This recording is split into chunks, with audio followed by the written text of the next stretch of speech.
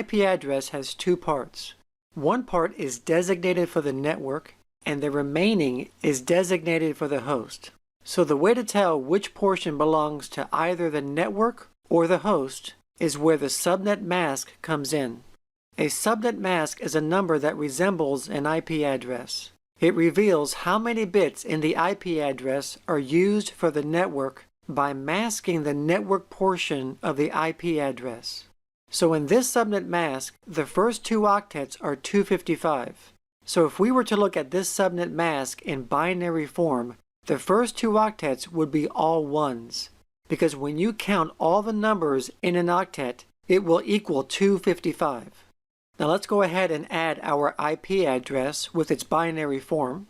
So the way to tell which portion of this IP address is the network portion is when the subnet mask binary digit is 1, it will indicate the position of the IP address that defines the network. So we'll cross out all the digits in the IP address that line up with the ones in the subnet mask. And when you do this, it will reveal that the first two octets are the network portion, and the remaining is the host portion.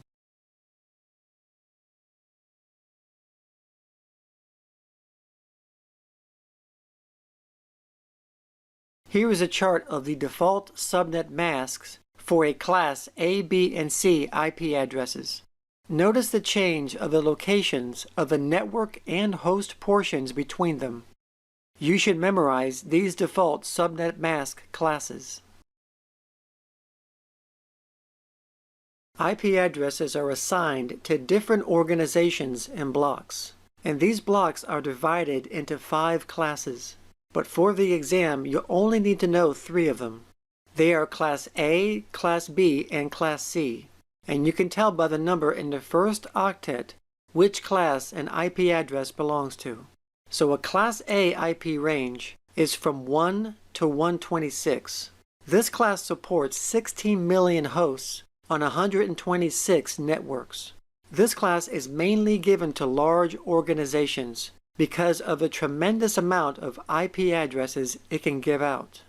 And a Class B IP range is from 128 to 191, and this class supports 65,000 hosts on 16,000 networks.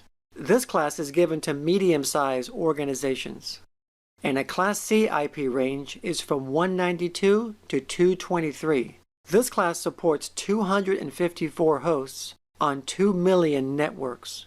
And this class is given to small organizations.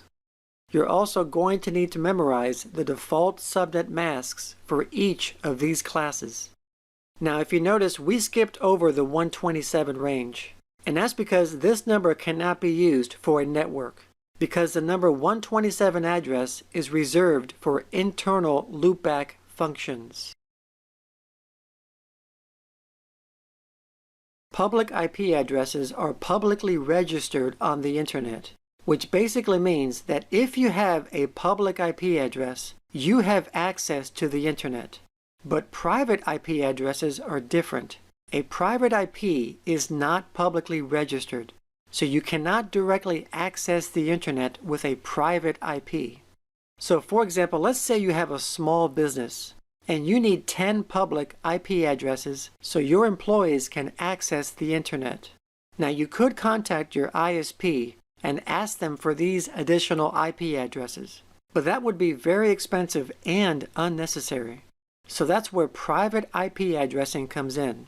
In private IP addressing, you can create these 10 private IP addresses and just have one publicly registered IP address from your ISP.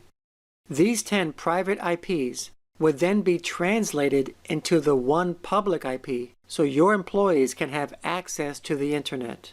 This not only saves money, but it also helps prevent having a shortage of public IP addresses.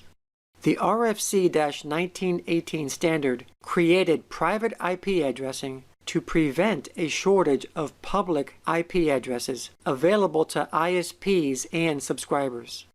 Private IP addresses are typically used on local networks such as homes, schools, and businesses. And these private IP ranges have three classes. Class A starts with the number 10, Class B starts with the number 172, and Class C starts with the number 192.